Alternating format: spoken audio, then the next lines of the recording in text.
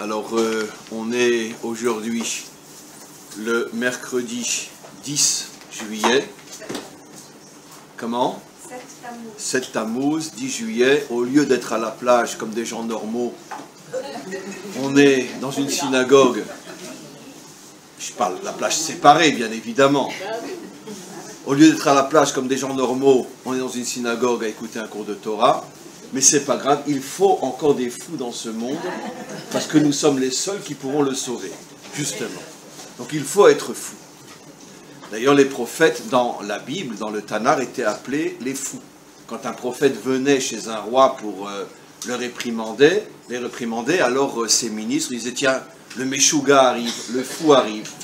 Donc de là, on apprend qu'être fou, c'est normal. Parce que les normaux ne pourront pas sauver le monde. Rien que les fous.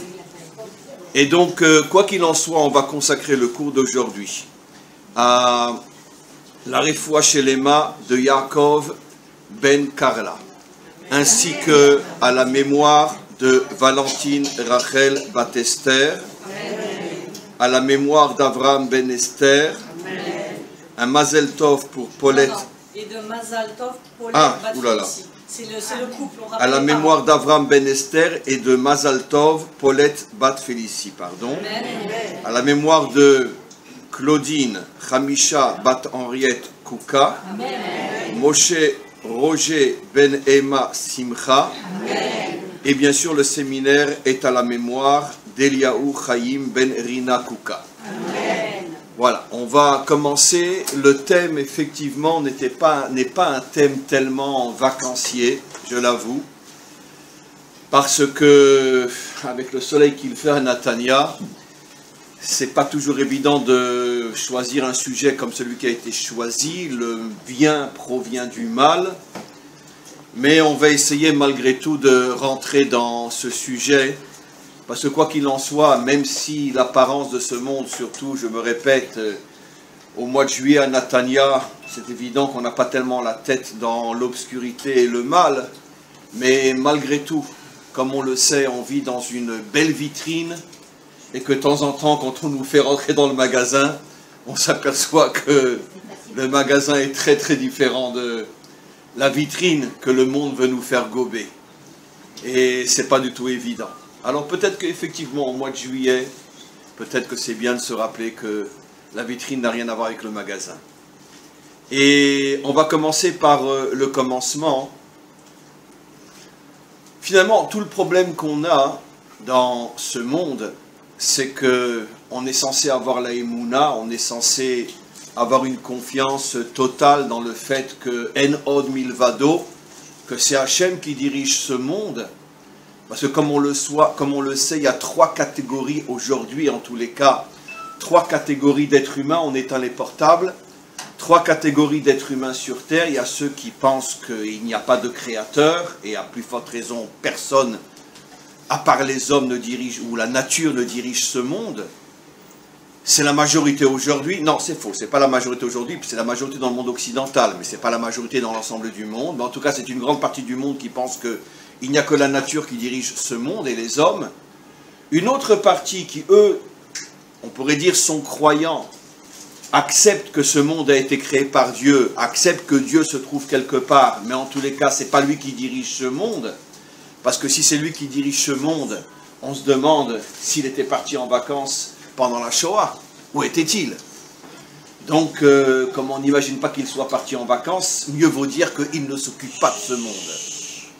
Et puis il y a une minorité, c'est nous, les cinglés, qui pensons que non seulement Dieu a créé ce monde, mais il le dirige.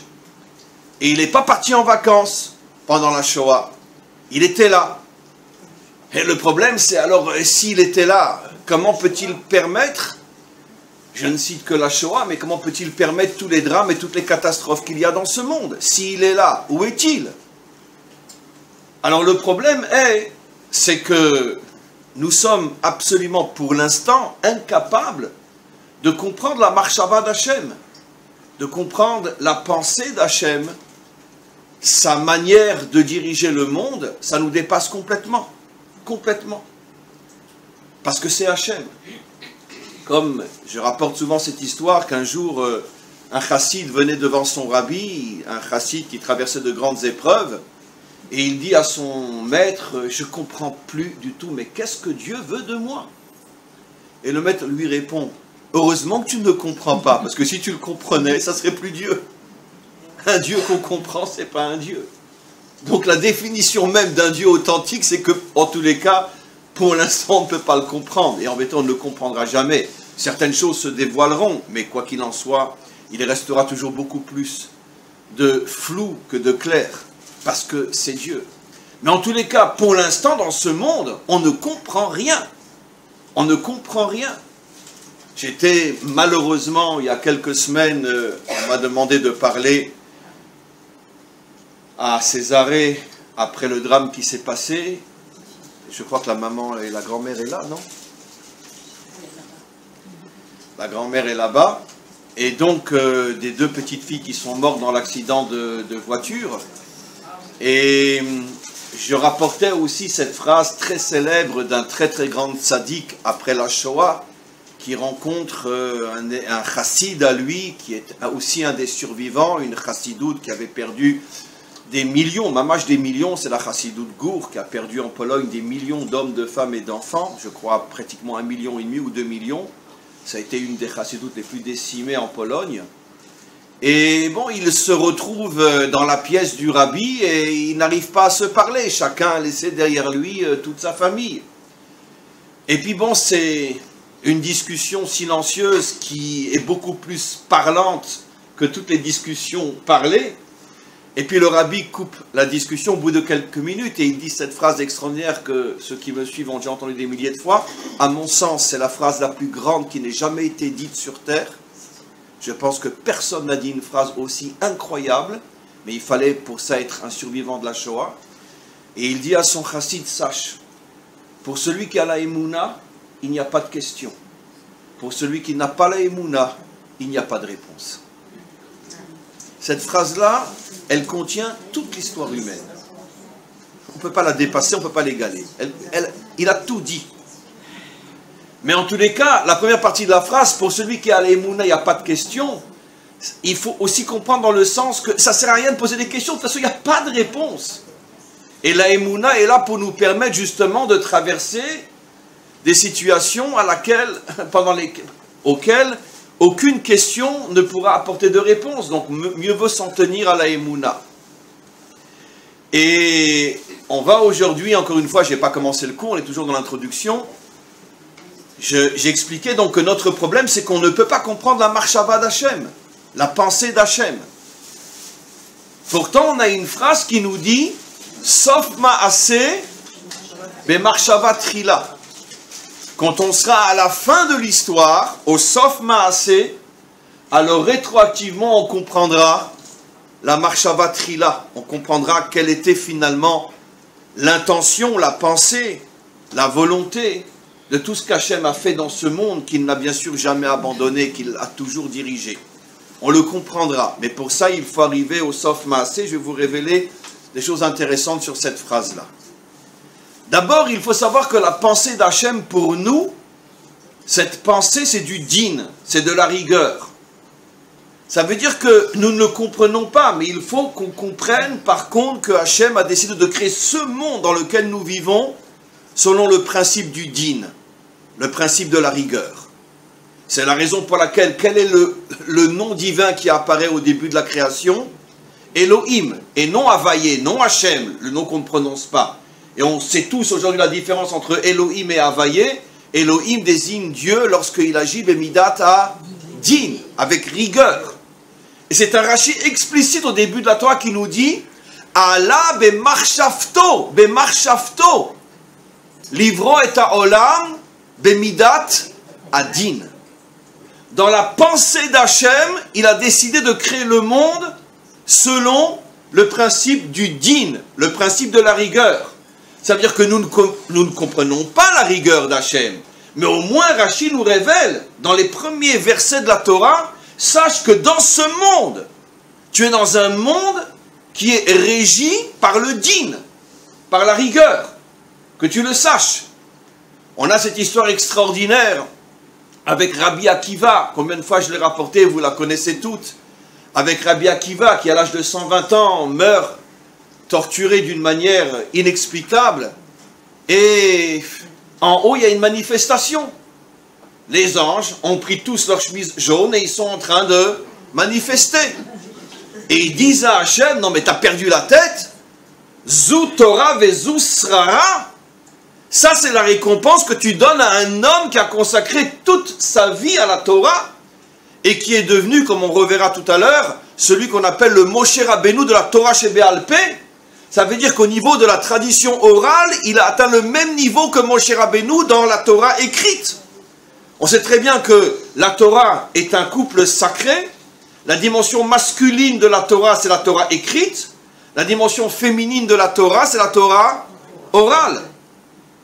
Exactement de la même manière qu'un couple véritable, c'est au départ une seule âme qui est séparée en deux quand cette âme descend dans les corps, et que la moitié d'âme masculine va rentrer dans le corps masculin, la moitié d'âme féminine va rentrer dans le corps féminin, et puis évidemment, comme deux aimants, ils vont se rencontrer par hasard, d'accord, pendant les vacances, dans un endroit X. Mais en vérité, ce qu'ils ne savent pas, c'est que forcément, les deux âmes devaient se reconstituer et former une. Exactement de la même manière, la Torah ayant une dimension masculine, Torah chez Birtav, et une dimension féminine, Torah chez Béal Pé, il y a deux âmes qui au début, par rapport à la Torah, je dis bien, n'étaient qu'une seule âme torahique, qui était composée d'une partie Moshe Rabbeinu et l'autre partie Rabbi Akiva. Cette âme s'est séparée quand elle est descendue dans le monde. Moshe Rabbeinu a reçu la dimension masculine, Torah chez Birtav, et des siècles plus tard vient Rabbi Akiva qui reçoit la dimension féminine, pas féminin dans le sens physique, féminin dans le sens torahique, sur le plan spirituel. Ça veut dire que le Hari Akadosh révèle que Rabbi Akiva était du même niveau que Moshe Rabbeinu. Donc vous comprenez pourquoi les chemises jaunes là-haut ont fait un scandale. Zou Torah vezou srara. C'est comme ça que tu juges l'âme la plus grande de toutes les âmes du monde. Les deux âmes par lesquelles la Torah passe, et surtout la Torah chez Béal Pé, qui est d'une certaine manière pour nous, juifs, des milliards de fois plus importante que la Torah chez Bir Tav. Car nous, on ne vit pas au niveau de la Torah chez Bir Tav, on vit au niveau de la Torah chez Béal Pé, bien évidemment. Et qu'est-ce que répond Hachem? Chatkou. Exactement comme Macron aux chemises jaunes. Fermez-la. Ben oui. Exactement comme Macron aux chemises jaunes. Fermez-la. Chatkou. Et qu'est-ce qu'il leur dit? Car Allah bemarshava. Car Allah bemarshava. C'est ainsi que j'en ai décidé dans ma pensée. Et vous, les anges, même les anges, vous ne pouvez pas atteindre ma pensée. Le Hari Akadosh va beaucoup plus loin. Il explique que Kach Allah bemarshava fait aussi allusion à Rabbi Akiva, qui lui est arrivé à monter dans la pensée d'Hachem. Et c'est pour ça que pendant qu'on est en train de le dépecer vivant sur terre, il avait le sourire et il faisait le Shema Israël, comme s'il ne ressentait rien. Au point que ses élèves lui demandent Rabbeinu Atkan, car les Romains avaient obligé toute sa yeshiva à venir voir son supplice. Et il le voit souriller comme s'il était à Natania sur la plage. Et ils lui disent Rabbeinu Atkan, mais comment tu fais? Alors peu importe la réponse qu'il donne, mais le Hari Akadosh dit parce que Kach Allah bemarshava. Il était arrivé à remonter au niveau de la pensée d'Hachem et il comprenait que Akol Letova, que tout est pour le bien. Donc il ne pouvait pas souffrir. N'oublions pas qu'il a été l'élève pendant 14 ans. Son plus grand maître s'appelait comment? Non, c'était son élève, Rabbi Shimon Bar Yochai. Quel a été son plus grand maître? Ish Gamzu, Gamzu Letova. Il a été pendant 14 ans l'élève de Gamzu Letova. Donc il a été à la bonne école. Mais seulement, ce n'était pas seulement quelqu'un qui a appris, c'est quelqu'un qui a su vivre. Et il a expérimenté ce qu'il a appris à la fin de sa vie. Et il a réussi. Donc, en tous les cas, on voit de là que on ne peut pas arriver à la marshava d'Hachem. Même les anges n'ont pas pu. Et Rabbi Akiva, lui, il est arrivé à la fin de sa vie à monter jusqu'à la Marshava d'Hachem. Mais à nos yeux, même les anges ont manifesté. Ça veut dire que même dans le monde d'en haut, c'est scandaleux comment Hachem dirige son monde. N'ayons pas honte et peur de le dire. Oui, tu diriges ton monde d'une manière scandaleuse. Seulement, nous avons la Emouna qu'un jour, on comprendra. C'est pas sauter, c'est pas une contradiction. Mais c'est la vérité. Sinon, la Gemara n'aurait jamais eu le courage de nous dire que même les anges ont manifesté. Et ils ont engueulé Hachem. Zu Torah vezu Srara. Hachem leur dit, il leur répond pas, il leur dit fermez-la, chatkou. Tishtok, comme on dit en hébreu. Ferme-la. Vous ne pouvez pas comprendre. Mais lui, Rabbi Akiva, il comprend. Maintenant, il y a quelque chose dans cette phrase extraordinaire. Sauf Maaseh bemarshava trila. Comment un homme, malgré tout, peut arriver, si ce n'est comprendre, mais au moins arriver à ressentir que la marshava trila, elle a un sens profond, même si je ne peux pas l'expliquer d'une manière, on pourrait dire, logique, mais je peux au moins le ressentir. Si vous regardez le mot « sauf », ça a la même valeur numérique que le mot « koum », lève-toi. Ou plutôt, en vérité, c'est faux. Le mot « koum » veut dire « relève-toi ». La koum, c'est se relever. Se tenir debout, c'est la hamod. Mais quand tu es tombé, on te dit « takoum ». Relève-toi en bel hébreu. On dit takoum pour quelqu'un qui est tombé, et quelqu'un qui est sur ses jambes debout, on dit ou omed, amida. Si vous prenez la valeur numérique de sof, vous avez le mot koum. Sof maaseh bemarshava trila. Quel est le message qu'on comprend de là? Que toute personne qui traverse une situation de marshava trila, toute personne qui est dans une situation de din, si malgré tout il a la force de se relever, Hachem lui donnera le cadeau de ressentir, si ce n'est de comprendre, mais de ressentir que Hakol Letova. Ça veut dire que dans cette phrase-là, Hachem nous donne aussi une clé. Takoum, ne te laisse pas à terre, ne te laisse pas tomber définitivement, relève-toi. Tomber, c'est évident, comme dans un combat, comme dans un match de boxe ou peu importe. Tu prends un coup, tu tombes. Seulement après, on commence à compter. 1, 2, 3, 4. Si tu te lèves à 5, 6 avant 10, tu peux encore après prendre le dessus et gagner. Takoum. C'est ce que dit le verset. Shiva yipol tzadik vekam.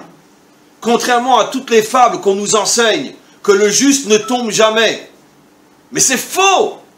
Un vrai juste tombe. Même 7 fois.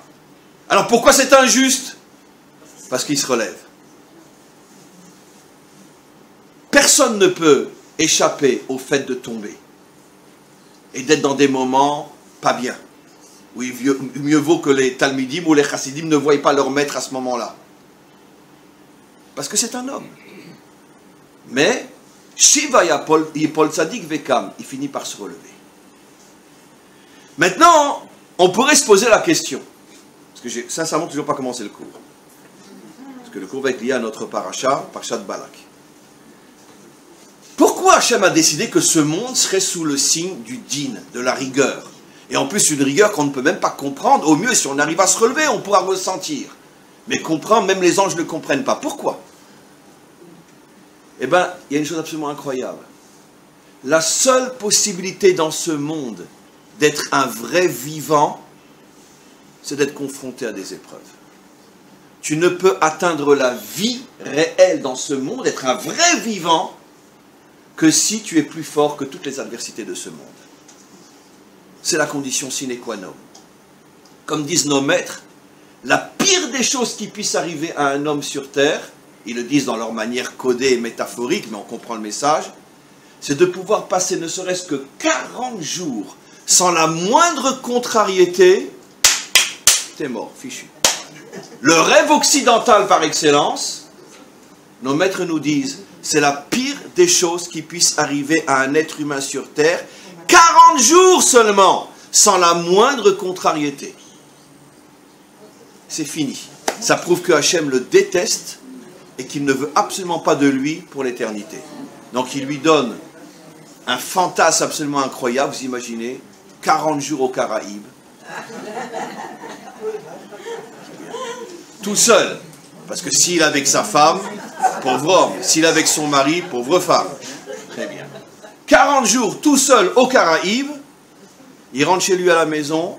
Il peut être sûr qu'on lui demande comment c'était. Oh, quel kiff! Quel kiff! Et ben là où on a signé que c'était la pire des créatures sur terre et Hachem l'a envoyé à la poubelle. C'est pas de moi, c'est de nos mères. Vous imaginez? Pourtant, nous les Occidentaux, on aspire tous un petit peu à kiffer. Et ben on voit que nos maîtres sont très très réticents à cette idéologie. Mais peu importe. Maintenant, malgré tout, je reviens à la question. Pourquoi Hachem, malgré tout, veut que ce monde soit un monde de dînes? J'ai dit parce qu'on ne peut être vivant vraiment que si on vit dans le dîn. Et d'où on l'apprend? Du mot dîn lui-même. Vous savez que dans chaque lettre a une valeur numérique.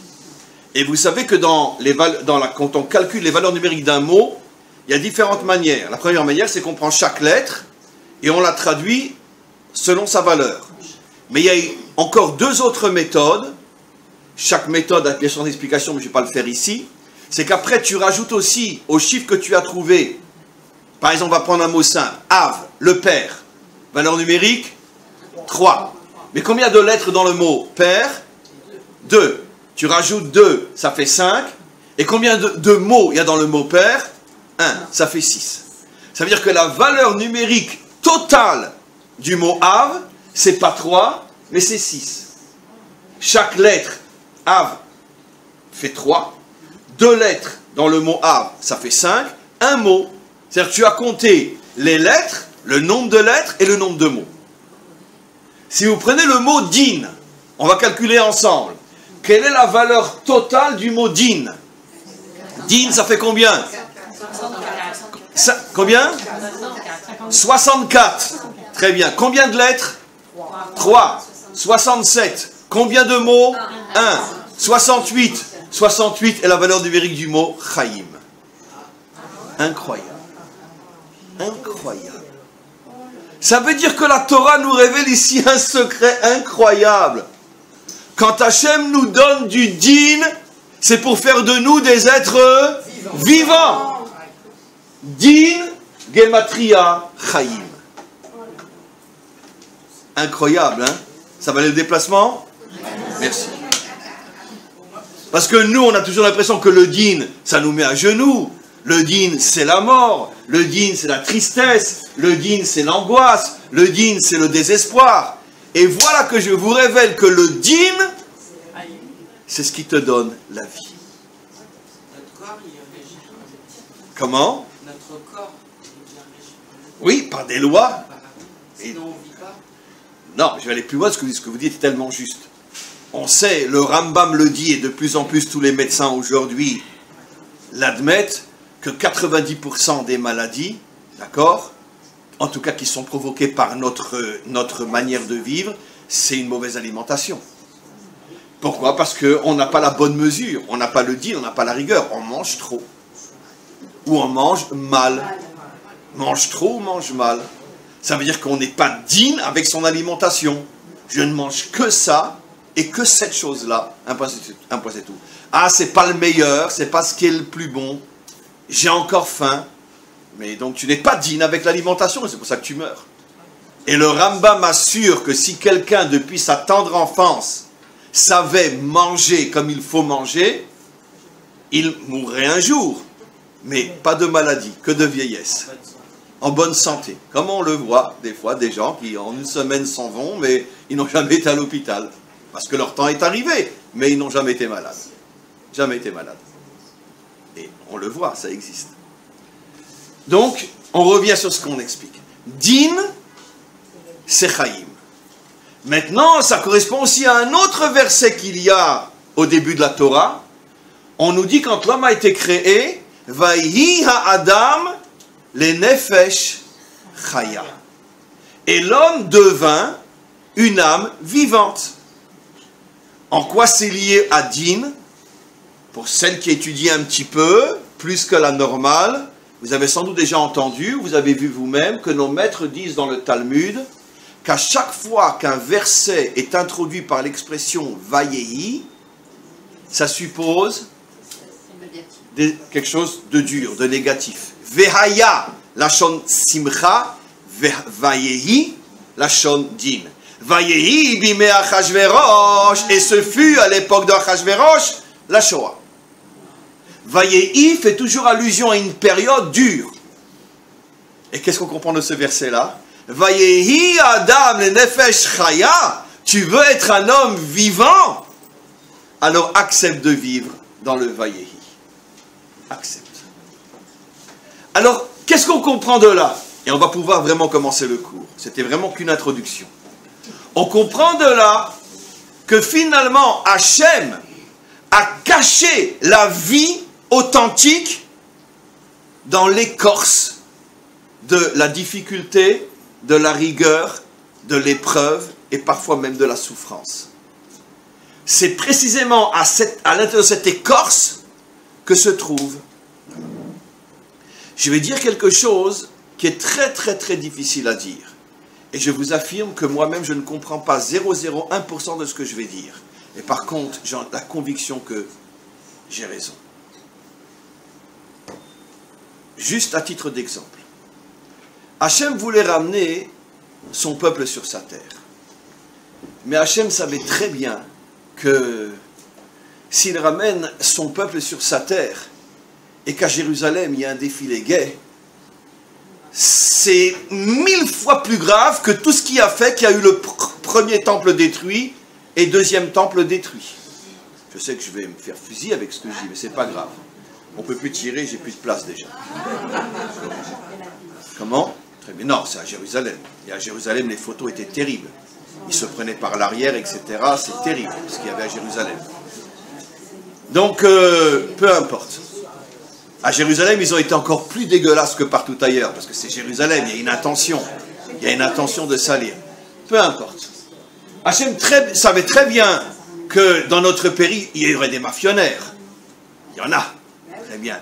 Il savait très bien que dans notre pays, il y aurait des papas qui violent leurs filles. Oui, il y en a. Il y en a. Il y en a. Il savait très bien que dans notre pays, il y aura aussi de grands trafiquants de drogue et de trafiquants d'argent. D'accord? Il y en a pas mal du côté de Herzliya Pitouar, etc.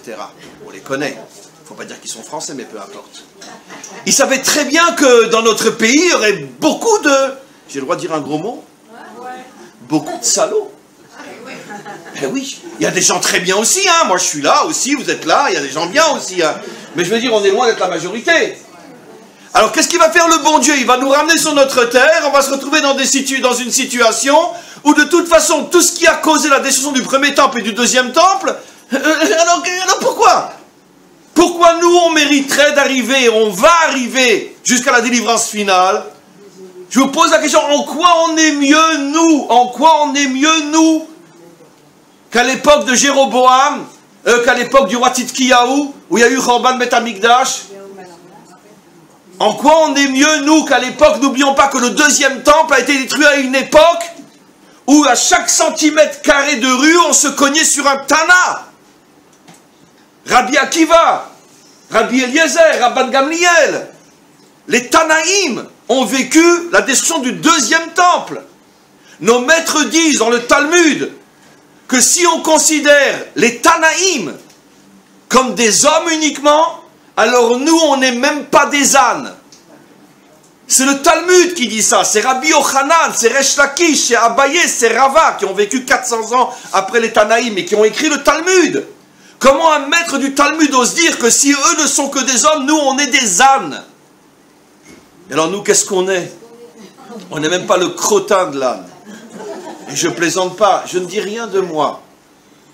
Parce qu'un des Amoraïm disait, il s'appelait Rav Yosef, Alvaï, mon Dieu, je t'en supplie, Alvaï, que quand le Mashiach viendra, tu me laisseras le mérite de me tenir à l'ombre du crottin de son âne. C'est une phrase dans le Talmud. À l'ombre du crottin de son âne, Rav Yosef, l'un des plus grands maîtres du Talmud. Alors nous, on n'aura même pas le mérite de prendre le crottin et de le jeter. Imaginez. le deuxième temple est détruit à l'époque des Tanaïm. Au point que nos maîtres dans le Talmud se posent la question, mais qu'est-ce qui a pu amener la destruction du deuxième temple? Il y avait tellement de géants de Torah. Alors on sait, Sinatrinam, etc. La guerre entre les clans. Et on la connaît, cette guerre entre les clans. Elle a disparu aujourd'hui? Non? Et où la guerre entre les clans est la plus terrible? Chez les non-religieux ou chez les religieux? Alors on connaît tous la vérité, mais il ne faut pas le dire sans enregistrer. Très bien. Alors ça veut dire quoi? On est mieux nous que eux? Alors pourquoi eux, ils ont eu 2 temples détruits et pas nous? Je vais dire quelque chose de très très dur. Et ne le comprenez pas tel que je le dis, parce que malheureusement, depuis que je le sais, je n'ai pas encore trouvé les mots pour le dire d'une manière qui ne choque pas. Vous imaginez, écoutez, quelqu'un de très très riche, qui signe un chèque et qui le donne à son fils, et il dit, tu le remplis, tu mets autant de zéros que tu veux. C'est à toi, j'ai eu ma signature. D'accord?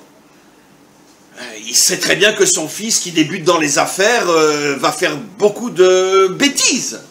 C'est pour ça qu'il lui donne un chèque ouvert. Tu le remplis, tu en fais ce que tu veux. D'accord? Le fils démarre dans les affaires, et première affaire qu'il ouvre, il tombe, deuxième, il tombe, à chaque fois il rajoute un zéro sur le chèque, et donc il paye toutes ses dettes, jusqu'au jour où, à force d'avoir fait des bêtises, il réussit.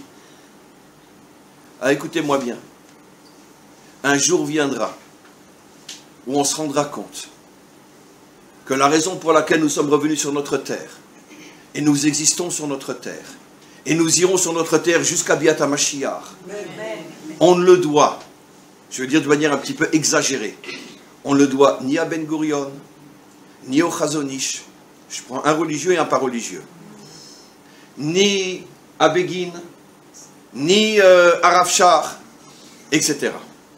On le doit aux 6 millions de juifs morts pendant la Shoah, qui nous ont donné un chèque ouvert et qui assurent que nous irons jusqu'à la délivrance finale.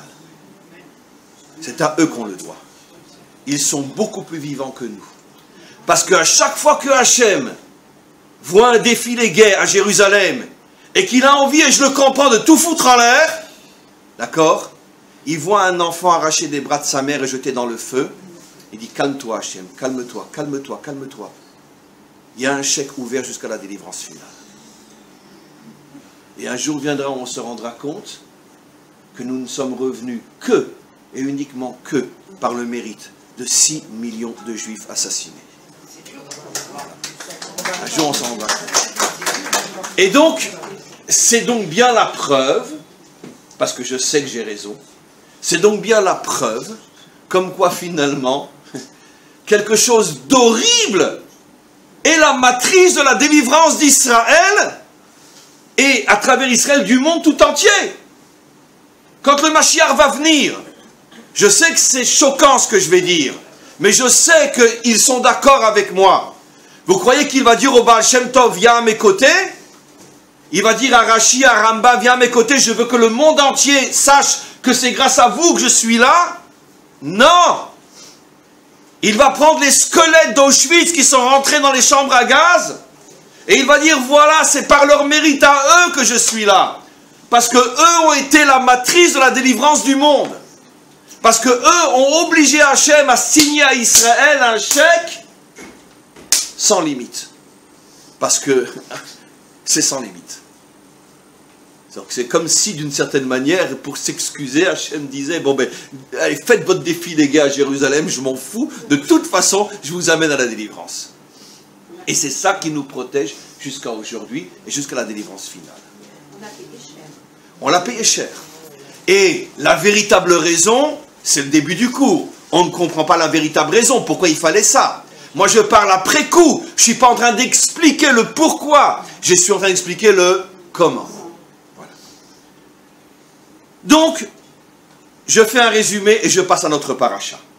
On vient de comprendre, mes amis, que ce monde a été créé selon un principe qu'on ne comprend pas, dont on peut parler mais qu'on ne peut pas expliquer, que finalement, le mal est la matrice du bien.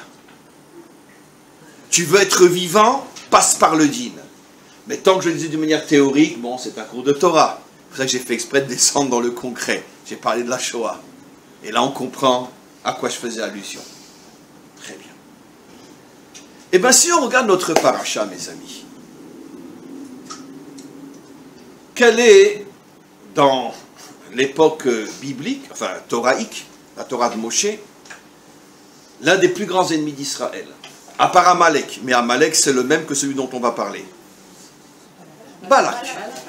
J'ai fait un cours récemment, lundi, qui est sur le site, qui va un petit peu dans le sens de ce que je vais dire maintenant, mais je ne me répète jamais, donc ça complète. Qu'en vérité, Balak n'avait aucune, absolument aucune, strictement aucune raison de nous attaquer. Pourquoi? Parce que vous savez toutes que Balak savait très bien que Israël n'avait aucune intention de s'attaquer à Moab. Israël était sorti d'Égypte pour récupérer la terre de Canaan qui avait été volée par les Cananéens aux descendants de Shem. Au début de Parashat Lech Lecha, Hachem dit à Abraham, les Cananéens ont volé cette terre à Shem, comme toi tu es le plus illustre des descendants de Shem, un jour viendra où cette terre te sera restituée. C'est pas seulement qu'ils avaient pris la terre, ils avaient fait un génocide inimaginable. Ils avaient tué des millions d'hommes, de femmes et d'enfants. Cette terre était habitée. Cette terre était habitée. D'accord? Exactement ce que les Européens ont fait quand ils se sont installés au Canada et surtout aux États-Unis. Ça a été le plus grand génocide de l'histoire, beaucoup plus grand que la Shoah. Mais complètement masqué et censuré par les Américains. Aujourd'hui, personne ne le sait parce que nous, on nous a bousillé notre jeunesse en nous montrant les films de John Wayne. Le bon cow-boy et le méchant indien. Mais en vérité, c'était le gentil indien et le très méchant cow-boy. Ils sont arrivés, ils ont massacré des millions d'hommes, de femmes et d'enfants. C'est normal que les Indiens sont devenus méchants après, ils se protègent. Ils ont réagi méchamment. Mais ça a été un génocide terrible, au nom de la croix, bien évidemment. Évidemment, on vient civiliser le monde et on vient tuer tous les idolâtres. Comme si les chrétiens n'étaient pas des idolâtres. Mais bon, bref. Mais quoi qu'il en soit, ça a été un massacre beaucoup plus que 6 millions. Rien que les Incas, c'était plusieurs millions. Ils ont été massacrés par les Portugais et les Espagnols. Mais dans le Nord, les Anglais, les Français, les Allemands, etc., les Irlandais, ont massacré des millions d'hommes, de femmes et d'enfants. Ça a été complètement masqué. Après, il y a eu un autre génocide inimaginable, c'était le génocide des Noirs. Ben oui, ils n'ont pas seulement été transformés en esclaves, parce que sur un Noir qui arrivait aux États-Unis, il y en avait 100 qui étaient jetés du bateau et qui mouraient bouffés par les requins. Et toutes les belles filles là-bas étaient violées à mort. Ça a été un génocide inimaginable. Le peuple américain a un sacré compte à rendre. Et un jour viendra où il le rendra, son sacré compte à rendre. Parce que les Allemands, c'est des enfants de cœur par rapport à ce que les pionniers américains ont fait aux États-Unis. Sur les Indiens et sur les Noirs après. Très bien, on ferme la parenthèse. Mais c'est bon, hein, des fois, de voir l'histoire sous un autre angle. Parce que nous, on est encore influencés par John Wayne. Très bien, ok. Ok. Alors, on revient maintenant à ce qu'on explique. Balak n'avait strictement aucune raison de s'attaquer à Israël. Et il devient le pire ennemi d'Israël, au point qu'il va chercher Bilham. Et nos maîtres expliquent ce que vous avez toutes. Si tu prends les deux noms réunis, Balak et Bilham, tu mets toutes les lettres ensemble et tu trouves le mot Amalek. Ils se sont comportés ensemble comme Amalek. Alors, je vous recommande d'écouter le cours qui est sur le site que j'ai fait lundi où j'explique ce que je ne vais pas dire aujourd'hui, mais ça complétera les deux cours. J'explique des choses très intéressantes là-bas, celles qui ont le temps d'écouter. En tous les cas, donc, il s'attaque à Israël. Comme Amalek, sans aucune raison. Sans aucune raison. Puisque Amalek avait une raison de s'attaquer à Israël après la traversée de la mer. Mais Amalek n'est pas un Cananéen. En plus, il est de notre famille. Puisque c'est l'arrière-petit-fils de Yitzhak. Nos maîtres disent qu'Amalek a grandi sur les genoux de Yitzhak. Et tous les pépés barbus savent que la dernière chose à faire, c'est d'avoir un petit-fils sur ses genoux. Parce qu'il t'arrache tous les poils de ta barbe. Et Amalek arrachait tous les poils de la barbe de Yitzhak. Et il lui disait, mais ça ne comprenait pas, il disait, t'inquiète pas, j'arrête ta peau. Mais Yitzhak, il ne comprenait pas. D'accord? C'est notre cousin germain. Pourquoi il nous attaque? On ne va pas lui prendre sa terre. Alors on va le comprendre dans quelques instants. Donc, pour l'instant, je ne réponds pas à la question. Balak, c'est Amalek. Balak et Bilam réunis, c'est Amalek. Une haine irrationnelle, incompréhensible. Pour l'instant, on va comprendre dans quelques instants. Qui est sorti de Balak? Allez, Ruth. Ben oui, Ruth. La plus grande juive de tous les temps. Celle duquel va sortir David et Mashiach. Celle qui va sauver Israël et l'humanité tout entière. C'était la fille du roi de Eglon, roi de Moab, qui était un descendant direct de Balak, roi de Moab. Il y avait 5, 6, 7 générations entre Ruth et Balak. C'était une princesse, c'était une reine. Elle a tout abandonné, d'accord? Et c'est elle qui a inspiré la chanson de Sheila, « Où tu iras, j'irai ». C'est elle qui a dit à sa belle-mère, et c'est ça le chidouche, elle suit sa belle-mère, en plus. Parce que elle est reine, elle abandonne tout pour sa belle-mère, elle est complètement cinglée. Mais donc, c'est une sacrée femme. Elle lui dit, c'est vrai, c'est la chanson de Sheila, « Où tu iras, j'irai ». Mais c'est les mots, c'est un verset, « Où tu iras, j'irai ». Après le détail, « Ton Dieu est mon Dieu, ta terre est ma terre, ton peuple est mon peuple. Où tu iras, j'irai ». Et elle va donner naissance, elle va devenir la grand-mère du roi David et la matrice du Mashiach, la matrice du Tikkun HaOlam, celle qui va construire comme matrice le peuple juif comme jamais personne n'aura pu le faire. Et d'ailleurs, dans notre tradition, elle est appelée Em Amalchut, la mère de la royauté d'Israël. Pourtant, David a eu une autre mère. Pourquoi c'est elle qui est appelée Em? Parce que son mérite, même en tant que, pas grand-mère, arrière-grand-mère de David, fait d'elle la mère de la royauté, plus encore que la vraie mère du roi David. Parce qu'elle a un mérite qui va amener jusqu'à la délivrance. Et bien, cette femme-là sort directement de Balak. Comment qu'elle peut sortir de Balak? Comment d'une telle crapule peut sortir de celui qui voulait détruire le peuple juif, va sortir celle qui va le sauver?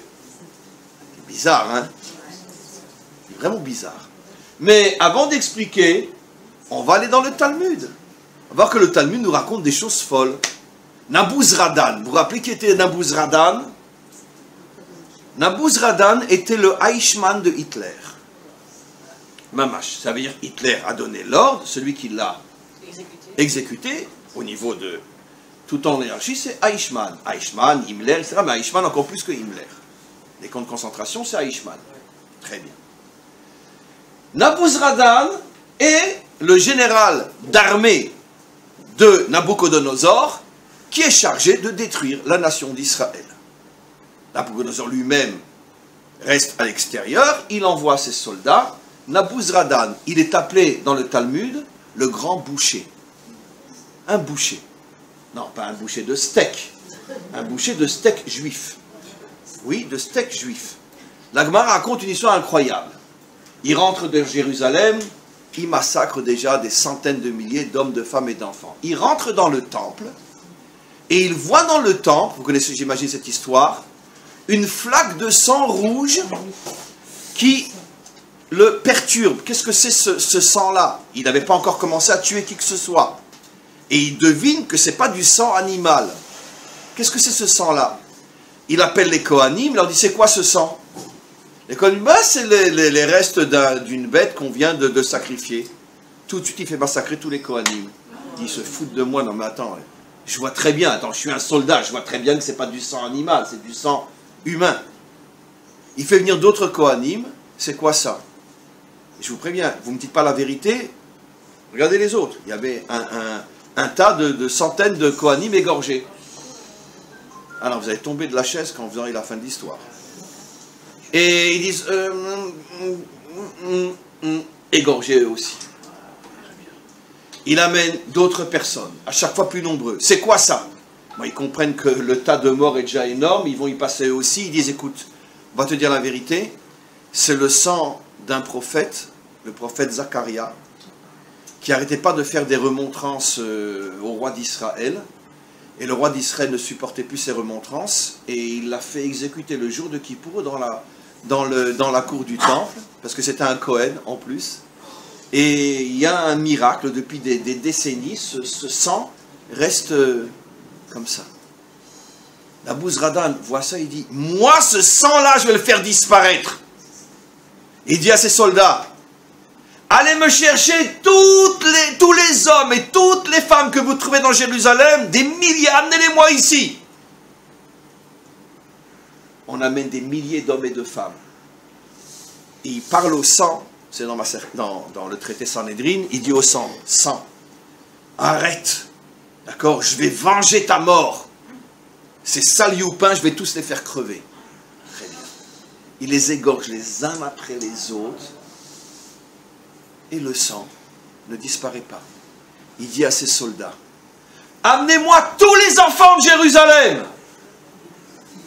Ah oui, hein. On amène tous les enfants de Jérusalem. Il dit, je vais tous les exécuter. Et t'arrêtes, hein. T'arrêtes. Il exécute tous les enfants de Jérusalem qui n'étaient pas encore morts, des milliers, et le sang ne s'arrête pas.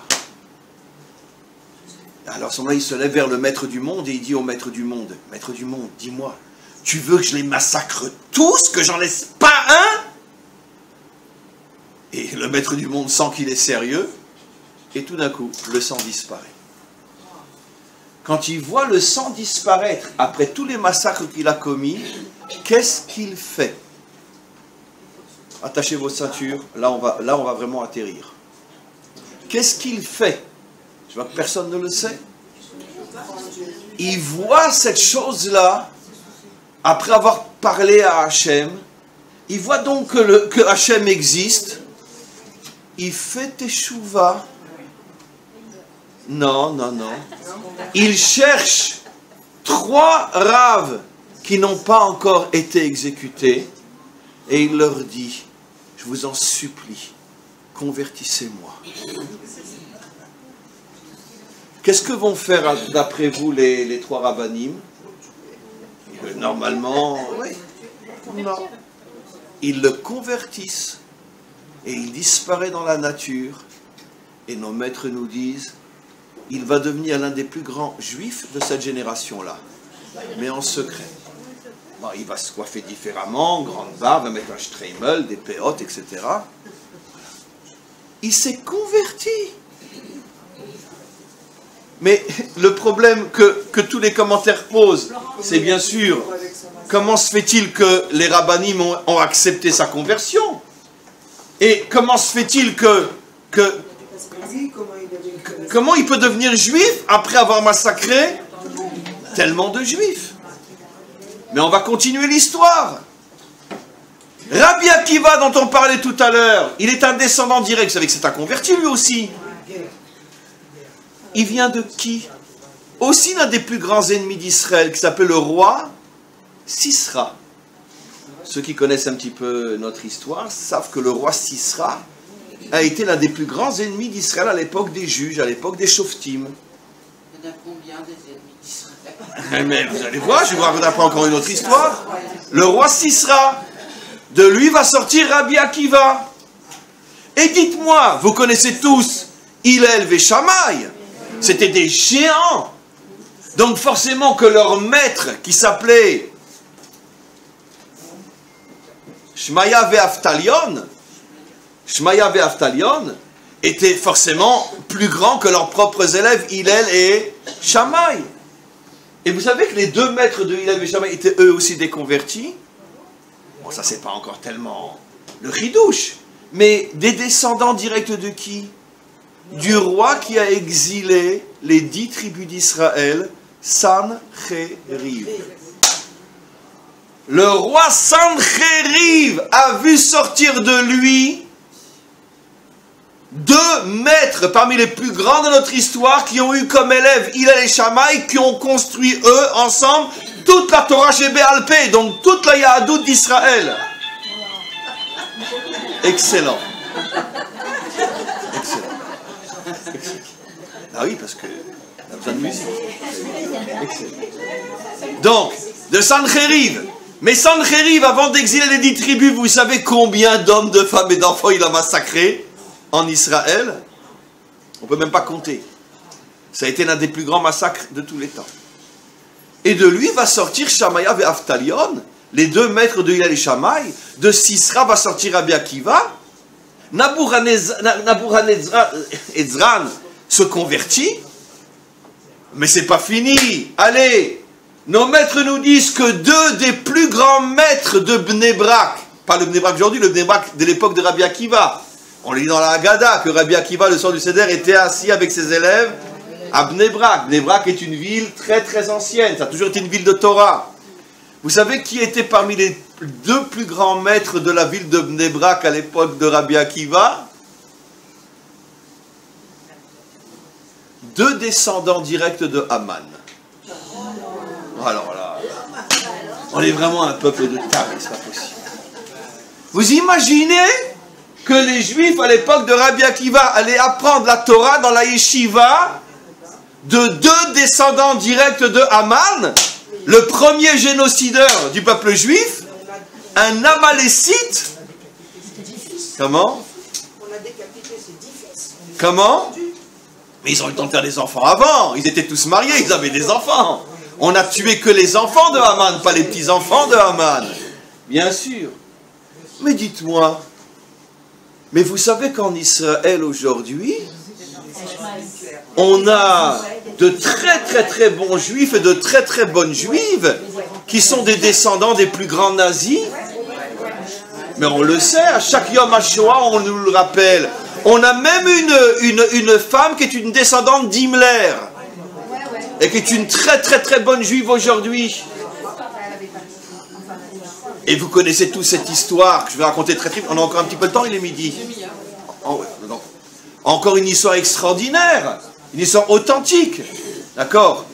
Il y a à Jérusalem, sans entrer dans les détails, à Beit Vegan, un super rave qui est blond aux yeux bleus.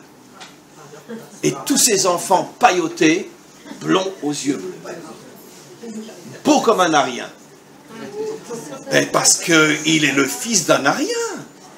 Eh bien, son père, figurez-vous, était l'un des chefs nazis qui commandaient ce qu'on appelle les commandos de la mort. Ça veut dire qu'avant les chambres à gaz qui ont commencé en 42, en 39, 40 et 41 et une partie de 42, les Allemands rentraient dans des endroits, faisaient des grands trous et fusillaient tout le monde, etc. Et ils avaient tous une tête de mort sur le ceinturon avec Gott mit uns. Et ça s'est surtout passé en Lituanie, comme on le sait, toute la yeshiva du Rav Wasserman, entre autres, l'élève du Chafetz Chaim, ils ont tué des centaines de milliers. Et son père était l'un des plus grands chefs des têtes de mort. Mais lui était un enfant pendant la Shoah. Aujourd'hui, il est très très âgé, puisqu'il était déjà enfant pendant la Shoah. Et après la Shoah, d'accord, les Allemands ont reconstruit une belle vitrine, et ils se sont attaqués eux-mêmes aux anciens nazis. Et tout d'un coup, son père est arrêté par la police allemande. En Allemagne, ça se passe. Et tout d'un coup, les journaux allemands commencent à dévoiler tout ce que son père a fait. Tout ce que son père a fait. Lui, à cette époque-là, parce que c'était encore bien après la Shoah, il était déjà un adolescent, il voit ça. Il est écœuré. Il prend ses clics et ses claques. Il quitte l'Allemagne sans même dire au revoir à son père.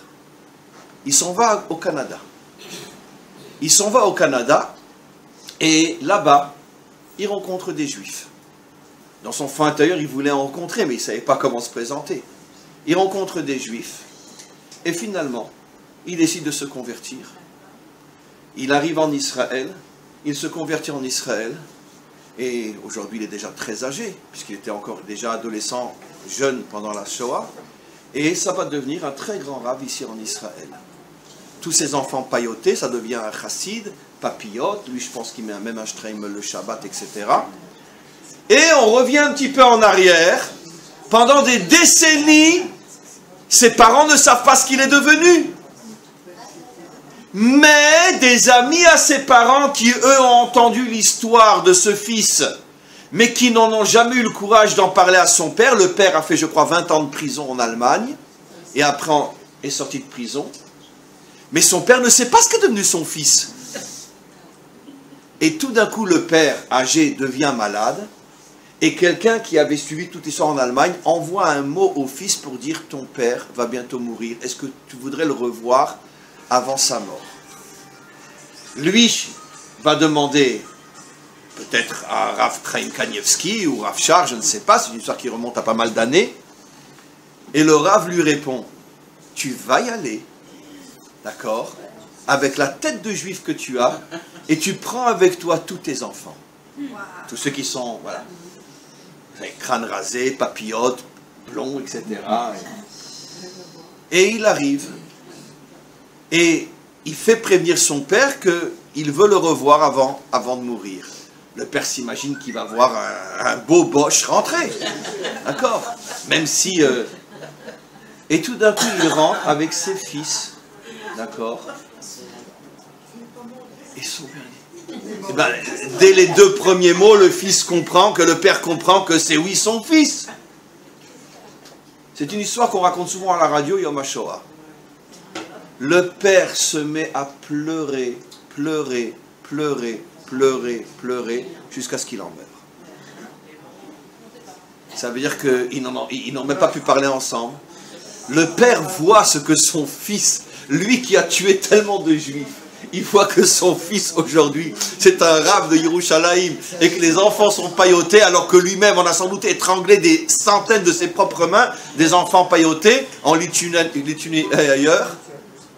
Et on ne sait pas, personne, on peut dire qu'il est peut-être mort, il est peut-être mort en pleurant parce qu'il était écœuré de voir son fils comme ça. Chacun peut interpréter comme il veut. On peut dire qu'il est mort en pleurant parce qu'il a regretté tout ce qu'il a fait. On ne sait pas, parce qu'il n'a pas parlé. Mais en tout cas, il est mort en pleurant devant son fils qui est un rav jusqu'à aujourd'hui à Yerushalayim, une famille chassidique incroyable. Le fils des chefs des têtes de mort. Eh bien, c'est l'histoire de Ruth qui sort de Balak, c'est l'histoire de Rabbi Akiva qui sort de Sisra, c'est l'histoire des Rosh Yeshiva de Bnei Brak qui sont les descendants de Haman, c'est l'histoire des maîtres de Hillel et Shammai qui sont les descendants de Sancheriv, c'est l'histoire de Nabuchodonosor qui se convertit après avoir massacré tous les enfants de Jérusalem. Et pourquoi les maîtres les acceptent? Pourquoi? Et pourquoi, comme par hasard, les plus grandes âmes de notre histoire sortent de ceux qui étaient nos pires ennemis? Comment le mal peut-il engendrer un tel bien? Déjà, même si on s'arrêtait là, vous comprenez déjà une histoire extraordinaire. C'est qu'en vérité, le mal n'existe pas. Car le mal, le plus mal, cache en lui un bien inimaginable. Comme par hasard, les plus grands constructeurs de notre nation, dont la plus grande de toutes, Ruth, sortent des pires ennemis d'Israël. Incroyable. Je vais presque vous dire, en plaisantant très lourdement, qu'heureusement qu'Hitler n'a pas eu d'enfant, parce que le bon Dieu nous aurait fait le coup de nous sortir un rave des descendants de Hitler. Ah, il était capable, hein? Si d'Himmler est sorti une très bonne juive, si de Balak peut sortir une route, alors excusez-moi, hein, le bon Dieu, il aurait pu nous faire ce coup-là aussi. Je crois que pour nous éviter cette catastrophe, il s'est arrangé pour qu'il n'ait pas d'enfant. Vous imaginez qu'on ait aujourd'hui un Rosh Yeshiva, d'accord, qui est un... Moi j'ai eu la chance par contre, quand j'étais à l'Yeshiva à Bnei Brak, il y a, je ne dirai pas combien de temps, mais d'étudier en Chavruta avec l'arrière-petit-fils de Trotsky. Trotsky. Oui, bah, Trotsky était juif, c'était pas non plus un renégat. Mais enfin, on ne pouvait pas imaginer que son arrière-petit-fils pourrait se trouver un jour dans une yeshiva à Bnei Brak. C'était ma Chavruta. C'était incroyable. L'arrière-petit-fils de Trotsky. Trotsky? Ah, il a été revenu à son nom d'origine. Trotsky n'était pas le nom d'origine. C'était pas le nom. Et si je ne me trompe pas, c'était un Bornstein. Vérifiez dans Google. Demandez à Rabbi Google, il sait tout. Je crois que c'était un Bornstein et après il était Trotsky. Et lui était redevenu un Bornstein, si je ne me trompe pas. Voilà. Bornstein, hein, c'était un Bornstein Trotsky. Et moi j'ai étudié avec lui à Bnei Brak il y a quelques années, enfin quelques décennies. Mais maintenant on revient à ce que j'explique. Comment se fait-il que les pires ennemis d'Israël cachent en eux précisément les plus grandes lumières juives. Parce que même la conversion, on est censé tous le savoir, un non-juif, comment ils peuvent être notre pire ennemi? Comment Balak peut vouloir nous détruire alors qu'il porte en elle route qui va nous construire? Comment Sisra peut vouloir nous détruire alors qu'il porte en lui Rabbi Akiva qui va nous construire? Comment Aman porte en lui deux Rosh Yeshiva de Bnei Brak alors qu'il veut nous génocider? Comment le chef des têtes de mort portait en lui quelqu'un qui va devenir un rave à Jérusalem? Comment c'est possible? Comment c'est possible? Alors, c'est effectivement une question très très très difficile. Je vais donner un exemple dans la vie de tous les jours. Imaginez-vous que vous avez un tableau, un très très beau tableau, et que quelqu'un, qui est un super faussaire, d'accord, arrive à vous faire exactement le même tableau que seuls vraiment 2 ou 3 dans la génération pourront voir, parce que ce sont des super experts, pourront voir que c'est un faux. D'accord? Et lui, il se met à vendre, il a refait une Joconde, et il se met à vendre la Joconde à 50 millions de dollars, peu importe, je ne sais pas quel est son prix. D'accord? Mais vous avez, chez vous, la vraie Joconde. D'accord? Alors, vous allez essayer de le dénoncer. Si c'est quelqu'un qui est puissant, vous êtes drôlement en danger. Non, si lui, le faussaire, est quelqu'un qui est fort, quand il va comprendre que vous risquez finalement de lui faire perdre les 50 millions de dollars qu'il peut obtenir en vendant une Joconde qui n'est pas la bonne, et s'il est puissant et dangereux, il va vous faire la peau, c'est sûr. D'accord? Donc il va d'autant vouloir vous détruire qu'il possède en lui quelque chose qui finalement aurait pu très bien marcher, jusqu'au moment où il soit dénoncé. Eh bien, c'est ça le problème qu'il y a. Comprenez ce que je vais vous dire. Nos pires ennemis dans toute l'histoire de notre histoire sont toujours ceux qui possèdent quelque chose qui est à nous et ils ont peur qu'on le reprenne. Voilà. Vous savez pourquoi les Chinois ne nous ont jamais attaqués? Et pourquoi ils ne nous attaqueront jamais? En tout cas, pas nous en tant que peuple juif. J'espère qu'ils n'attaqueront pas le monde, mais en tout cas, pourquoi? Parce qu'ils n'ont rien à nous chez eux. Voilà. Pourquoi dans toute l'histoire, on va dire, de ces 2 derniers millénaires, et même on peut remonter plus loin, pourquoi nos pires ennemis, ceux qui nous ont fait le plus de mal, c'est le monde chrétien? Je parle du pouvoir chrétien, je ne parle pas du chrétien dans la rue. Et pourquoi? Parce que c'est ceux qui nous ont piqué le plus de choses. Et toute leur religion s'est fondée sur la nôtre. Voilà. Donc, ce sont les faussaires de notre Joconde. Exactement. Nous, on est l'ancien, eux, c'est le nouveau. Très bien. Eux, c'est le vrai, nous, c'est le faux. Ils sont même arrivés à faire croire que le faussaire, c'était le vrai. Et que nous, on était le faux. Mais n'oublions pas que pendant 100 ans, tous les premiers chrétiens étaient des juifs. Comme disait un jour Manitou, Rav Ashkenazi, d'accord, que si leur fondateur revenait un jour et qu'il se retrouvait devant une église et une synagogue, où il rentrerait, c'est sûr. Vous l'imaginez rentrer dans une église où il y a des statues, etc. J'ai même lu un livre qui parle de ça et qui dit que le Vatican excommunierait Jésus parce qu'il est orthodoxe. Sûr et certain. Mais s'il revenait aujourd'hui, qu'il voyait ce qu'on a fait de lui, mais il en vomirait jusqu'à mourir. Quoi? En mon nom, vous vous prosternez devant des statues? Mais moi j'étais un juif qui mettait les tefilines, qui mangeait kasher, qui était circoncis et qui mangeait de la matzah à Pessar. Même si j'étais plus ou moins un juif tordu, j'étais un juif quand même. Et pendant 100 ans, c'était tous des juifs. C'était en vérité l'église de Jérusalem. C'était une secte juive. Après est venu Paul, qui lui a fait sortir le christianisme chez les païens et les barbares, et c'est devenu ce que c'est devenu. Voilà. Oui, Shaoul, Paul. Saoul. Voilà. C'est lui. Mais sans lui, ça serait resté une secte juive qui aurait, je sais pas, elle aurait continué, pas continué, peu importe. Mais en tout cas, c'était sûr et certain des juifs qui mangeaient kasher, ils mangeaient marpoud, ils mangeaient tout, quoi. Voilà. Mais évidemment. Évidemment.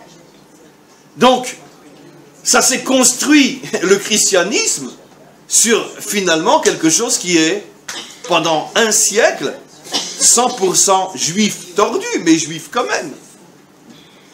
Donc, c'est évident qu'ils vont devenir leurs pires ennemis, parce qu'ils ont peur qu'on dénonce la fausserie. Ils ont peur qu'on leur reprenne ce qu'ils nous ont volé. Et pourquoi, comme par hasard, les musulmans sont aussi, d'une autre manière, nos pires ennemis aujourd'hui? Parce qu'ils ont peur qu'on leur reprenne la terre qu'ils nous ont volée. Eux nous ont pas tellement volé la religion, bien que je sais pas où ils ont trouvé que le porc est interdit. Évidemment qu'ils l'ont piqué chez nous. Et quantité de choses. Mais bon, par rapport aux chrétiens, ce qu'ils nous ont pris, c'est infime. Par contre, les chrétiens nous ont volé notre âme, mais eux, ils nous ont volé notre corps. Évidemment. Ça veut dire que les chrétiens nous ont volé notre esprit, et eux, ils nous volent notre terre. Non, pourquoi c'est nos pires ennemis aujourd'hui? Parce qu'ils ont peur qu'on arrive à mettre en évidence le fait que ce n'est pas nous les voleurs, c'est eux. Évidemment. Ça veut dire que qu'est-ce qu'on voit même dans notre époque contemporaine? Que nos pires ennemis sont ceux qui ont peur qu'on dénonce le fait que c'est eux qui nous ont volés et qu'on veut récupérer ce qui est à nous. Maintenant, vous comprenez pourquoi dans son subconscient, Balak voulait détruire Israël. Vous savez tous et tout, enfin, vous savez toutes aujourd'hui, à l'ère de la psychologie, que très souvent des tas d'attitudes qu'on a sont dictées par notre subconscient et on ne sait même pas pourquoi. Pourquoi Balak est devenu le pire ennemi d'Israël? Parce qu'il portait en lui Ruth qui allait construire Israël. Et il ne voulait pas que Ruth sorte de lui. Donc la meilleure manière de ne pas donner Ruth à Israël, c'est qu'il n'y ait plus d'Israël. Bien sûr. Pourquoi Sisra s'est tellement attaqué à Israël? Parce qu'il portait en lui Rabbi Akiva. Pourquoi Sancheriv va détruire les 10 tribus d'Israël? Parce qu'il portait en lui les 2 maîtres qui allaient construire toute la Torah chez Béalpé d'Israël. Les maîtres de Hillel et Shammai. Vous comprenez? Ça veut dire qu'à chaque fois que vous voyez quelqu'un qui est notre pire ennemi, vous pouvez être sûr qu'il cache en lui quelque chose. J'irai pas trop loin, mais ça fait allusion au cours que j'ai donné lundi. Ça vous paraît quand même pas bizarre que notre peuple est divisé en 2 grandes catégories, bien qu'aujourd'hui, avec le retour sur notre terre, tout se mélange. Mais pendant des millénaires, on est Ashkénaz et Sfarad, du nom des 2 seuls peuples qui ont voulu nous détruire. Mais enfin, mince, alors pourquoi on s'appelle Ashkénaz? Ashkénaz, c'est les Allemands, Sfarad, c'est les Espagnols. Et comme par hasard, tous les Shkun, les Bouzbouz, ils vont parler le Yiddish.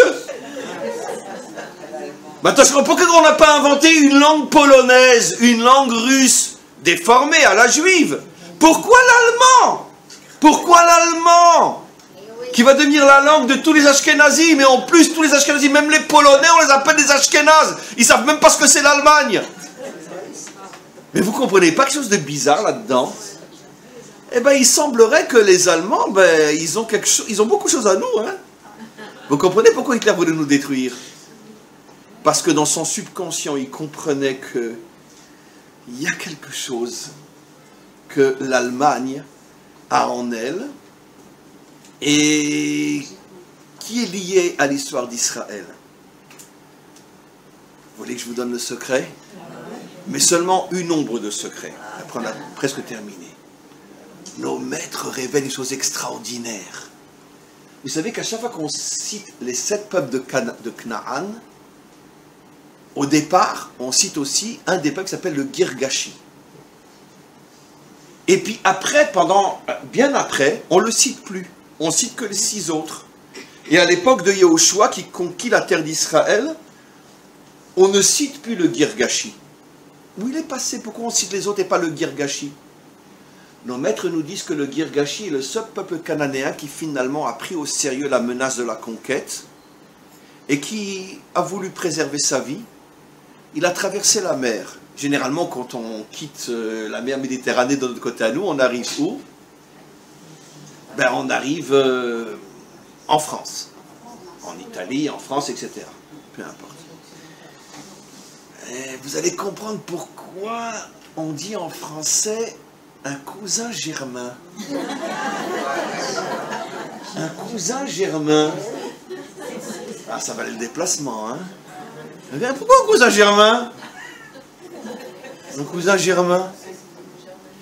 Alors les Girgachis sont arrivés en France. Une partie est restée en France et l'autre a fondé l'Allemagne. C'est ça l'origine du cousin germain. On voit bien aussi que la royauté... Ils ont toujours été ensemble, les rois français et les rois allemands, parce qu'ils connaissaient cette tradition que les Girgachis avaient joué un rôle important dans les constructions des peuples français et allemands. D'où l'expression le cousin germain. Waouh! Le problème c'est que toutes les mamans girgachiennes, d'accord, quand elles endormaient leurs enfants, celles qui étaient du côté de l'Allemagne, la future Allemagne, elles endormaient leurs enfants avec la chanson suivante, d'accord? Tu sais mon fils, les sales youpins ont pris ta terre, d'accord? Oui. Et ils nous ont obligés à nous exiler. Mais t'inquiète pas mon fils, un jour on aura leur peau. Ouais. C'est là qu'est né le grand antisémitisme allemand. Oui. Parce qu'il y avait une tradition garguichienne qui transmettait qu'en vérité que nous, les Youpins, ils nous ont chassés de notre terre. Et c'est comme ça que les Allemands sont devenus à ce point. Après c'est rentré dans leur subconscient. C'est évident que Hitler ne savait pas pourquoi il était Hitler. Mais il avait dans son ADN cette histoire qui remontait à des millénaires. Comme quoi chaque maman, elle disait à son fils, un jour on aura leur peau. Donc vous voyez que eux aussi, ils ne voulaient pas qu'on leur reprenne ce qu'ils pensaient être à eux. Mais en vérité c'était à eux, la chanson était juste. Mais non, puisque les Cananéens eux-mêmes nous avaient pris cette terre à nous les Chémites.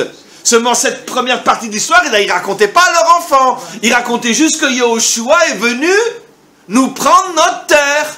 Parce que c'est vrai qu'à l'époque de Yahushua, ça faisait déjà 4 générations que les Cananéens naissaient en Israël. Mais ils ne disaient pas qu'eux-mêmes avaient massacré les Chémites 4 générations auparavant pour prendre cette terre. Donc ils chantaient que la moitié de la chanson.